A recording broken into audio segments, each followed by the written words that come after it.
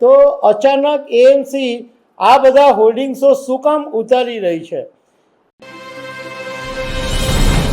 Ahmedabad municipal corporation એટલે કે એએમસીએ 18 ડિસેમ્બરની રાતથી અમદાવાદ શહેરની અંદર જે મોટા મોટા હોર્ડિંગ્સો લાગ્યા છે એ હોર્ડિંગ્સોને ધડાધડ ઉતારવાનું શરૂ કરી દીધું છે અને લગભગ 50થી વધારે હોર્ડિંગ્સ આજ સુધીમાં ઉતરી ગયા છે અને હજુ પણ આ બધા હોર્ડિંગ્સો ઉતારવાની કામગીરી ચાલી રહી છે.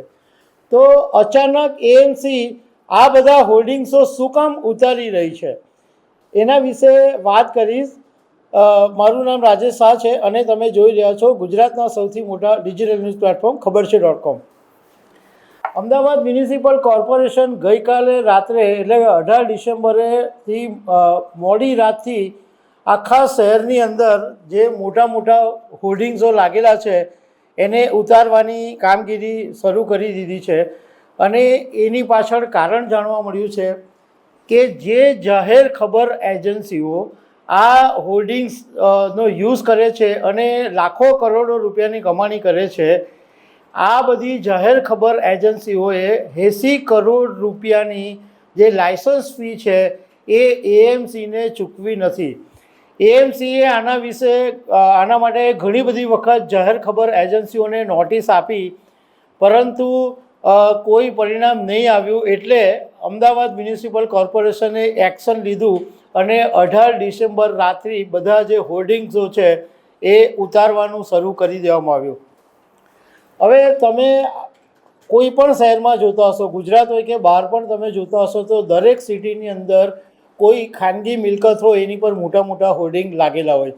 તો આની અંદર એક એવી સિસ્ટમ હોય છે કે જાહેર ખબર જે એજન્સીઓ હોય એ ખાનગી મિલકતોની કોઈ સ્થળ પસંદ કરે અને એની સાથે ડીલ કરી અને જેની મિલકત હોય એને મહિને રેન્ટ આપવાનું નક્કી થાય અને એના માટે લાયસન્સ ફી છે એ જે તે પાલિકાને ચૂકવવી પડે. એટલે એવી જ રીતના અમદાવાદની અંદર આ બધી એજન્સીઓએ ખાનગી મિલકતો ઉપર હોર્ડિંગ તો લગાવી દીધા અને લાખો કરોડોની કમાણી પણ કરી લીધી, પરંતુ એએમસીને લાયસન્સ ફી નહીં આપી.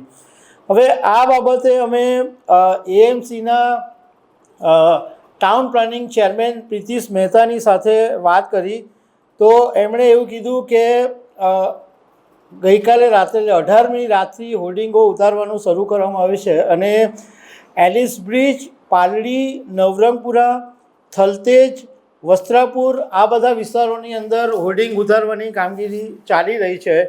અને આ જે જાહેર ખબર એજન્સીઓ છે એમણે દર વર્ષે લાયસન્સ ફી ચૂકવવાની હોય છે, પરંતુ ફી ચૂકવી નથી અને એસ્ટેટ વિભાગ દ્વારા આ કામગીરી કરવામાં આવી રહી છે એવું પ્રીતિશ મહેતાએ કીધું છે. હવે અમે પ્રીતિશ મહેતાની સાથે એ પણ વાત કરી કે આ કઈ એજન્સીઓ છે કે જેણે હજુ સુધી લાયસન્સ ફી નથી ચૂકવી. તો મહેતાએ અમને એવું કીધું કે એ બાબતની અત્યારે લિસ્ટ તૈયાર થઈ રહ્યું છે અને સાંજ સુધીમાં આખું જે યાદી છે એ મીડિયાને આપવામાં આવશે.